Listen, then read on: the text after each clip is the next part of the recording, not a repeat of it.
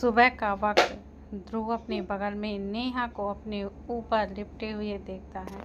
नेहा का एक हाथ और एक पैर ध्रुव को अच्छे तरीके से लपेटे हुए था। ध्रुव को इस तरह सोते हुए देखकर बड़ा अच्छा लगता है। नेहा के चेहरे पर एक प्यारी सी मुस्कान थी जो ध्रुव के दिल को सुकून दे रही थी। तभी पात के रूम से नर्स की आवाज़ें आने लगती हैं। ध्रुव समझ गया था कि पात को अब होश आ गया होगा। ध्रुव को नेहा को उठाने का एक आइडिया आता है। ध्रुव नेहा के होठों को अपनी उंगलियों से छेड़ने लगता है। नेहा थोड़ा बहुत अपना मुंह बनाती है, पर जब कोई बार बार उसके होठों से खेल रहा था तो नेहा नींद में ही उस उंगली को जोर से काट लेती है। इस बार ध्रुव जोर से चिल्लाता है, तुम चुहिया, मेरी उंगली तुम कब मुझे काटना बंद करोगी? ध्रुव की इतनी तेज आवाज़ सुनकर नेहा की नींद भी टूट जाती है।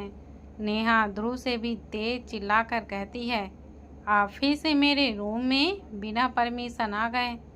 ध्रुव नेहा की बात सुनकर उसके गाल पकड़कर नेहा का चेहरा एक तरफ कर देता है, जहां से पात का बेड आसानी से दिखाई दे रहा था। ध्रुव नेहा से कहता है, एक तो मैंने तुम्हें अपने बेड पर सोने की परमिशन दी, ऊपर से मेरी ही उंगली तुम काट रही हो।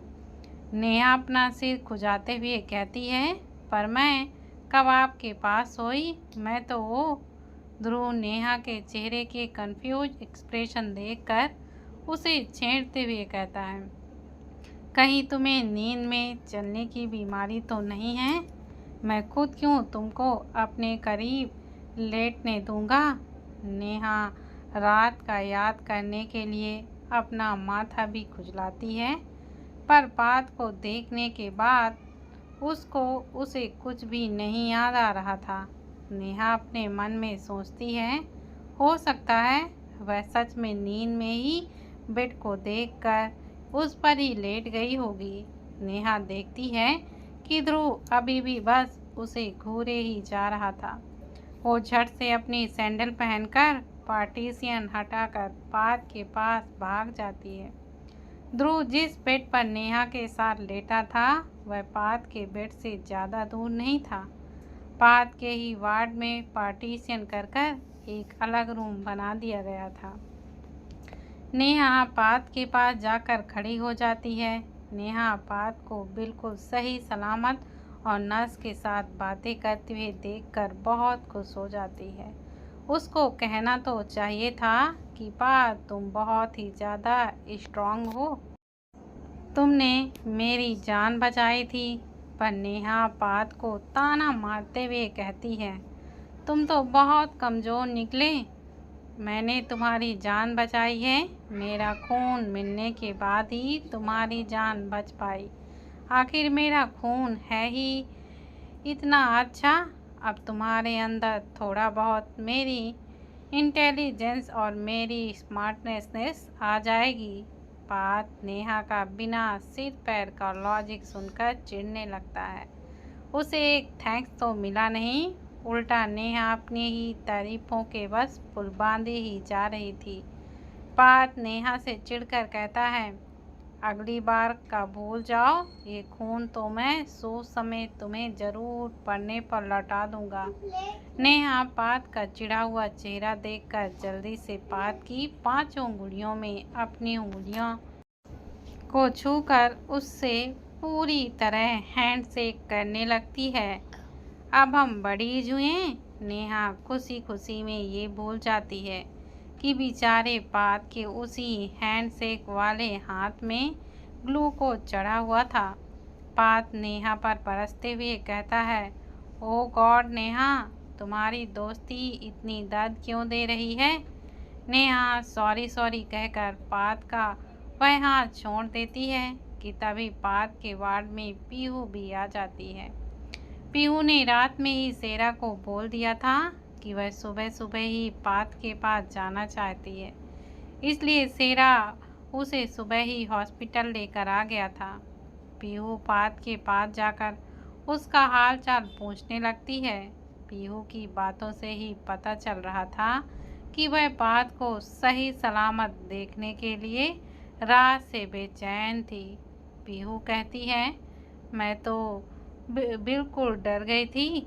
अगर तुम्हें कुछ बात उसके सामने अपनी तारीफें करते हुए कहता है, ये तो कुछ भी नहीं है, वैसे मैं बहुत ही ज़्यादा स्ट्रॉन्ग हूँ, ऐसी छोटी मोटी चोट मेरा कुछ भी नहीं बिगाड़ सकती हैरी पॉटर। तभी वार्ड में एंट्री होती है एक स्मार्ट सी लेडी की। उनको देखकर कोई भी उनकी उम्र का अंदाज़ा नहीं लगा सकता था। उनके साथ ही एक हैंडसम से आदमी भी साथ होते हैं। वह आदमी आते ही पात को डांटने लगता है, तुम इतने लापरवाह कैसे हो सकते हो? कौन कहता है कि तुम स्ट्रांग हो? अगर तुम्हें कुछ लगता है अब तुम्हें हमेशा एक बॉडीगार्ड के साथ ही हर जगह भेजा जाना चाहिए। तभी वह लेडी उस आदमी को डांट लगा कर कहती है, खबरदार, अगर मेरे बेटे को कुछ कहा तो उसके सिर में चोट लगी है और आपको अभी उसको डांटने की पड़ी है। जी हाँ, वह कपल और कोई नहीं बल्कि पात के मॉम और डैड थे। कि तभी ध्रुव की आवाज़ आती है, आजकल के यूथ को जो चीज़ करने से मना किया जाए वही उनको करना होता है चाचू। ध्रुव को हॉस्पिटल में देखकर पात की मॉम थोड़ा सा गुस्सा करते हुए कहती है, ध्रुव बेटा, मैं तुमसे बहुत ही ज़्यादा नाराज़ हूँ। एक तो तुम कई महीनों से घर नहीं आए, ऊपर से पात का एक्सीडेंट की बात तुमने हमें कल क्यों नहीं बताया? ध्रुव कहता है, चाची, रात काफ़ी ज़्यादा हो चुकी थी, आपको परेशानी ना हो इसलिए मैंने सेरा को आपको सुबह ही इन्फॉर्म करने के लिए कह दिया था। और वैसे भी मेरे होते हुए पात को कुछ भी नहीं हो सकता है। क्या? ध्रुव आगे कहता है, अब वैसे भी पात आपके पास ही रहेगा। मेरी बात तो ये सुनता ही नहीं है। इतना सुनना ही था कि पात एक मासूम बच्चे जैसी शक्ल बनाकर अपने भाई को देखने लगता है। पात किसी भी हाल में अपनी थोड़ी बहुत आज़ादी नहीं खोना चाहता था। घर पर तो हर समय एहसास होता था कि घर के लोग कम बल्कि सर्वेंट ज़्यादा हैं। ऊपर से घर में हर एक नौकर दादाजी का वफादार था। पात की हर जानकारी उसकी मॉम से पहले दादाजी के पास तक पहुंच जाया करेगी। पार्थ ध्रुव से कहता है, आप ऐसा कैसे कर सकते हो मेरे साथ भाई? मुझे आपके साथ ही रहना है भाई। और वैसे भी कॉलेज के गेस्ट हाउस में मेरा डेली कॉलेज आना जाना आसान हो जाता है। पार्थ अपने मॉम डैड को समझा कर कहता है, मैं अपनी क्लास का सीआर हूँ, एक दिन भी अब्सेंट नहीं हो सकता। बहुत सारी जिम्मेदारी है मुझ पर मॉम डैड। हमारा विला हमारे कॉलेज से काफ़ी दूर पड़ जाता है। आप लोगों को यकीन नहीं आ रहा है तो ये मेरी क्लास में ही पढ़ती हैं, आप चाहे तो इनसे ही पूछ लो। मेरा क्लास के पहले लेक्चर में ही सुबह सुबह आना कितना ज़रूरी होता है। हमारे कॉलेज का डिसिप्लिन आखिर में कैसे ही तोड़ सकता हूँ? मुझे फर्स्ट लेक्चर भी मिस हो जाए तो बहुत ही ज़्यादा बुरा लगता है। पात नेहा और पीहू की तरफ इशारा अपनी एक उंगली के इशारे में समझाने लगता है कि उन्हें उसकी बातों में हाँ मिलाना ही होगा। नेहा और पीहू हैरानी से पात की कही बातें सुनती हैं। बात और कॉलेज के हर लेक्चर में जल्दी आना, ये तो कभी ना होने वाला अजूबा था।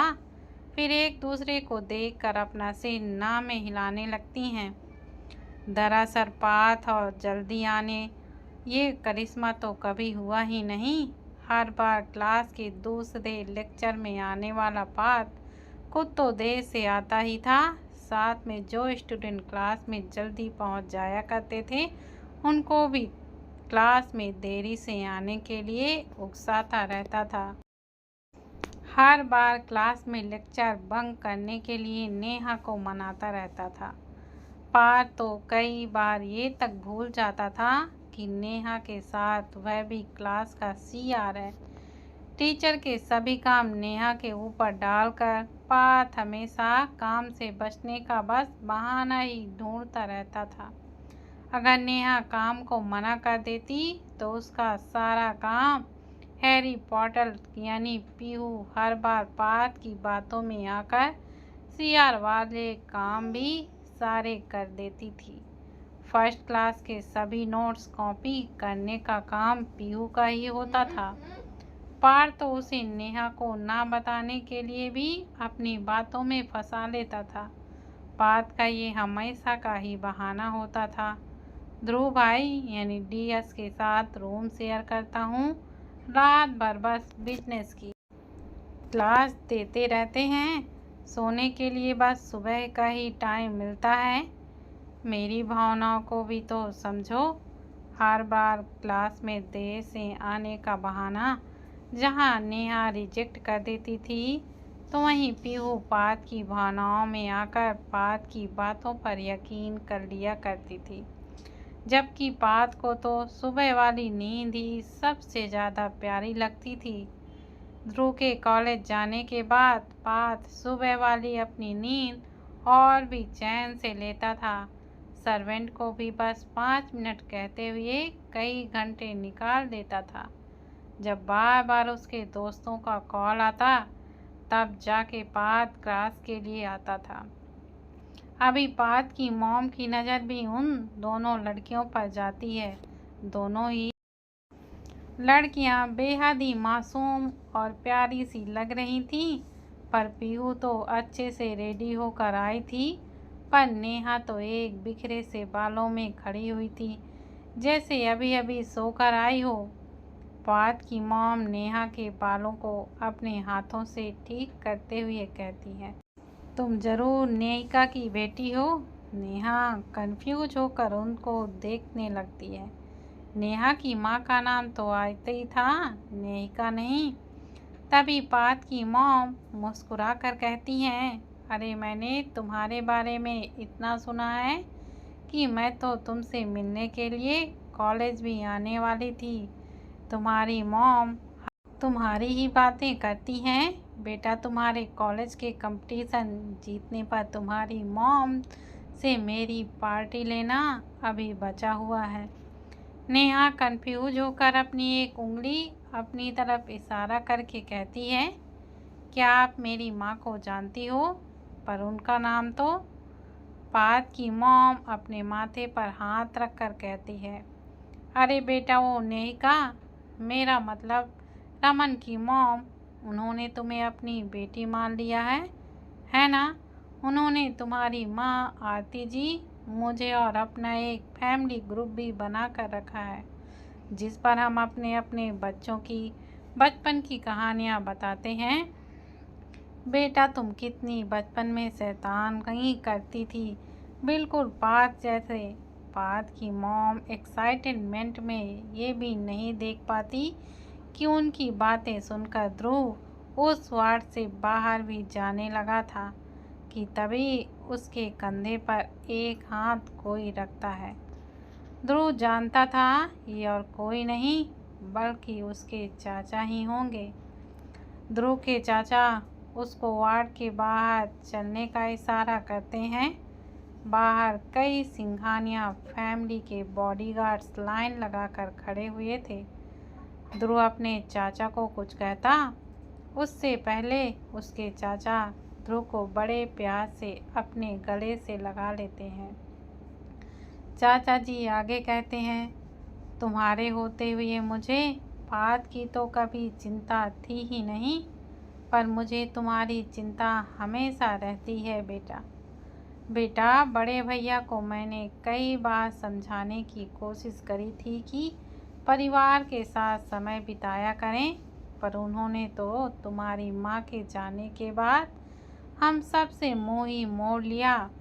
आजकल उनके घर वापसी का बस हम इंतज़ार ही कर रहे हैं। आखिर विदेश के बिजनेस यहाँ दिल्ली से भी तो किया जा सकता है। अपने चाचा की बात पर ध्रुव बिना किसी भाव के कहता है, चाचा जी, डैड का डिसीजन उनका अपना है। एक परिवार में पैसा पावर ही काम आता है। और वैसे भी यहाँ इंडिया का बिजनेस हम ही देख रहे हैं। मुझे भी अगले साल से साउथ ईस्ट कंट्री में अपना बिजनेस बढ़ाना ही है। यह सिर्फ मेरा टाइटल नहीं बल्कि हमारे ख़ानदान की निशानी भी है। उसे भी पूरे विश्व में फैलाना है।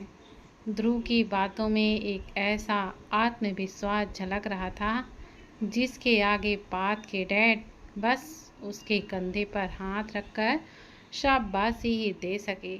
वाकई डीएस यानी धर्मेंद्र सिंघानिया ध्रुव के दादाजी, दर्शन सिंघानिया ध्रुव के डैड, दिलीप सिंघानिया पार्थ के डैड और दिव्यांश सिंघानिया पार्थ का असली नाम, जिसे बचपन में पार्थ ने रो रो कर अपनी मॉम से ये कहकर चेंज करा दिया था कि उसे इतना बड़ा नाम नहीं लिया जाता।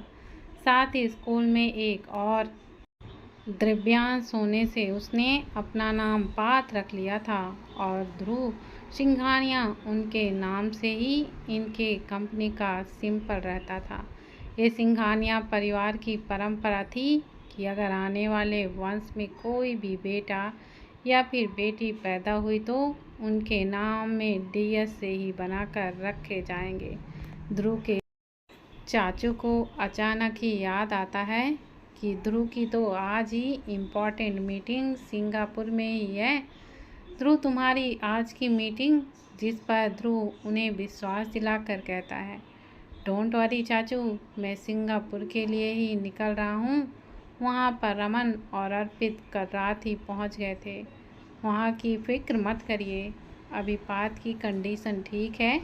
आप लोग उसे घर लेकर जाएं। मेरा काम जैसे ही ख़त्म होगा मैं आपसे घर पर ही मिलूँगा। तभी उनके पीछे नेहा, पीहू और पार्थ की मॉम भी पार्थ के वार्ड से बाहर निकलती हैं। वो दोनों को हॉस्पिटल के बाहर तक छोड़ने के लिए ही आई थी। ध्रुव को फॉर्मल ड्रेस में तैयार देखकर उसे रोकते हुए कहती हैं, बेटा अब तुम कहाँ जा रहे हो? पहले चलो मेरे साथ कुछ नाश्ता करने, उसके बाद ही कहीं पर जाना। मैं तो इतनी प्यारी लड़की से बातों के चक्कर में भूल गई कि तुमने अभी तक कुछ खाया नहीं होगा। तभी ध्रुव अपनी चाची को मुस्कुरा कर कहता है, चाची कहीं आप बात के सामने भी ऐसा मत कर लेना, वरना वो इन दोनों से हमेशा ही चिढ़ता रहेगा। मेरी फ़्लाइट है, मैं वहीं खाना खा लूँगा। अर्जेंट मीटिंग है, मिस मत नहीं करना। बेटा 2 दिन बाद पार्थ का जन्मदिन है। अगर तुम घर नहीं आए तो तुम्हारा भाई जानते ही हो तुम्हारे पीछे एक जोक की तरह चिपक जाएगा। फिर मुझे मत कहना। चाची अपने शैतान बच्चे को मुझसे चिपकाने से छुड़ाओ। उस रमन को भी कह देना 2 दिन तक अपना सारा काम निपटा ले। मुझे तुम और तुम्हारा जिगरी घर पर चाहिए। पार्थ को सरप्राइज देने की कोशिश करेंगे। तब तक अपने वार्ड के दरवाजे से कान लगाए सुन रहा पार्थ चिल्ला कर कहने लगता है, मुझे सरप्राइज पार्टी ही मिलनी चाहिए। मेरा जन्मदिन साल में एक ही बार आता है। मुझे अपने दिमाग पर किसी के बहाने का बिल्कुल भी लोड नहीं लेना है। ना नक्कू, बिल्कुल भी नहीं। अगर ध्रुव भाई या मेरे दोस्त नहीं दिखाई दिए तो मैं आप सबको बिना बताए हिमालय चला जाऊंगा। पार्थ की बचकानी बातें सुनकर सभी अपना सिर पीट लेते हैं। पार्थ अपनी बात इसी तरह मनवा लिया करता था। अब ये सब सुनकर ध्रुव जैसा इंसान तक मजबूर हो जाए तो बेचारी हर बात को मानने वाली पीहू क्यों नहीं पिघलती। ध्रुव चाची को हाँ में अपना सिर हिलाकर अपने कुछ बॉडीगार्ड्स के साथ वहाँ से सिंगापुर के लिए निकल जाता है। पीहू और नेहा को भी सेरा वापस उनके हॉस्टल छोड़कर आ जाता है। पार्थ को डॉक्टर ने डिस्चार्ज कराकर घर पर ही कुछ दिन बस अपने दिमाग पर लोड लेने से मना किया था। बाकी पार्थ पूरी तरह से ठीक था।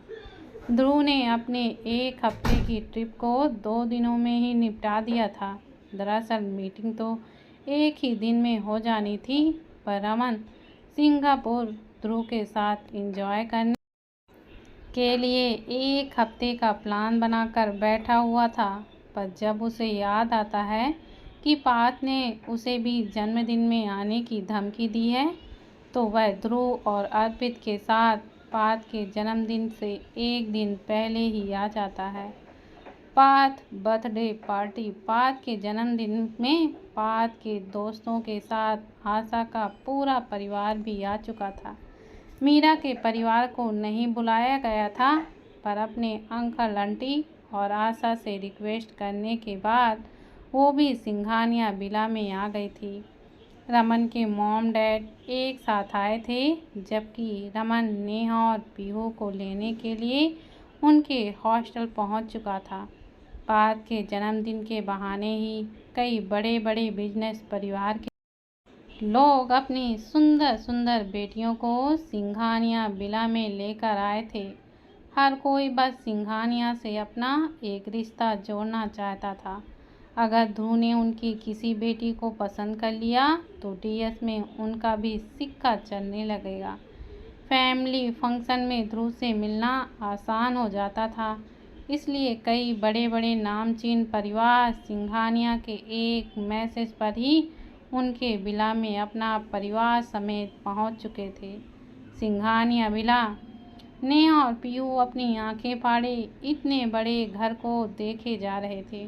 उन्होंने इतना सुंदर और इतना बड़ा घर इससे पहले कभी भी नहीं देखा था। अधिकतर जो घर मूवीज में दिखाया जाता था, ये विला तो उससे भी ज़्यादा शानदार लग रहा था। मेन गेट से एंट्री के बाद भी काफ़ी बड़े रास्ते से गुजरते हुए घर का एरिया साफ साफ दिखाई दे रहा था। इतने बड़े एरिया को कवर किए हुए था जिसमें एक कॉलोनी ही बस जाए। रमन नेहा के सिर पर टैप करके कहता है, क्या हुआ मेरी क्यूटी पाई, तुम इतनी हैरान क्यों हो रही हो? क्या घर देखकर चक्कर तो नहीं आने लगा? रमन इतना कहकर हंसने लगता है। रमन पीहू और नेहा को अपने साथ ही ध्रुव के घर लेकर आया था। नेहा आश्चर्य होकर रमन से कहती है, क्या ये सच में ध्रुव सर और पार्थ का घर है? इसमें तो हमारा पूरा का पूरा शहर ही बस जाए। वाह, कितना सुंदर गुलाब के फूल लगे हुए हैं। मैंने इतने सुंदर गुलाब आज तक नहीं देखे। क्या ये सच में असली हैं? भाई, क्या मैं इन्हें तोड़ लूं? जैसे ही नेहा उन गुलाबों के नज़दीक से तोड़ने के लिए जाती है, रमन झट से नेहा का हाथ पकड़कर उसे रोक देता है। रमन अपने मन में सोचता है, हे भगवान, मेरी क्यूटी पाई ये क्या करने जा रही थी। अच्छा है किसी ने बुआ जी के जासूस ने ये सब नहीं देखा। आखिर ये किस बुआ की बात रमन कर रहा था? क्या एक गुलाब तोड़ना नेहा पर भारी पड़ सकता है? यह देखने के लिए कल का एपिसोड आप लोग ज़रूर देखिएगा। और अगर आप लोगों को कहानी पसंद आती है तो प्लीज़ आप लोग चैनल को ज़्यादा से ज़्यादा सब्सक्राइब करें, कमेंट करें और लाइक करें। धन्यवाद दोस्तों।